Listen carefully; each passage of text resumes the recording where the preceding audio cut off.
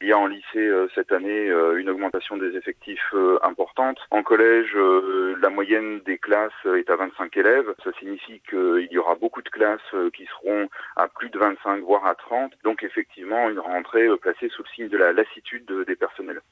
Est-ce que il y a également le problème des programmes, puisque notamment la réforme des collèges vous inquiète du côté du SNES? Alors il y a effectivement la mise en place de la réforme des collèges. Il y a un certain nombre de dispositifs pédagogiques qui sont imposés par le ministère, alors même qu'ils n'ont pas prouvé leur efficacité au lycée. Je pense à l'accompagnement personnalisé par exemple.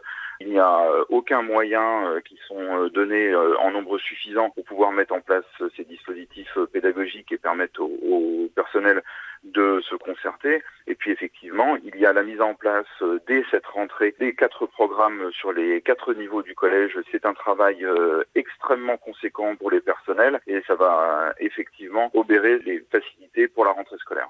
Les points qui ont déclenché, il y a déjà plusieurs mois, au départ de la réforme, les points qui ont déclenché polémique, la ministre se veut plutôt rassurante. Elle a dit que ni le latin, ni le grec, ni l'allemand ne seront oubliés et que, je la cite, la terre ne va pas se fendre en deux. Oui, la ministre veut vendre sa réforme. C'est la raison pour laquelle elle met en avant le fait que pour elle, le latin et le grec seront maintenus. Sauf que si on regarde dans la réalité, le latin et le grec en tant qu'enseignement de latin et de grec est maintenu dans très peu d'établissements parce que il ne peut être maintenu que sur les marges de manœuvre des établissements qui sont extrêmement faibles.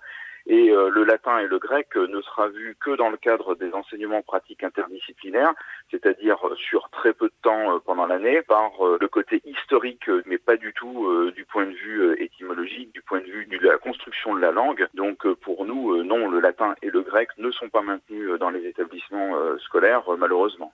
Vous annoncez une grève d'ores et déjà pour jeudi prochain avec d'autres organisations. Est-ce que c'est pas un peu tôt, 8 jours après la rentrée, finalement sans avoir jugé sur pièce la réforme?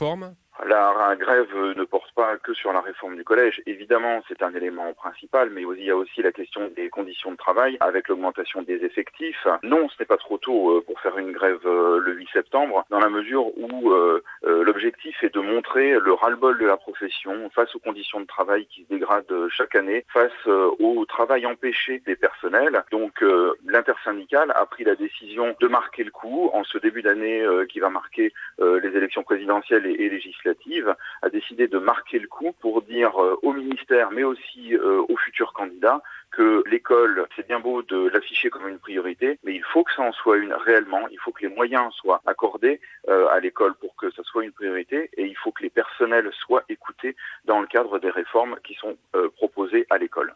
Xavier Marron, secrétaire général adjoint du SNES FSU, était ce matin notre invité. Merci beaucoup et bonne journée. Merci, bonne journée à vous aussi.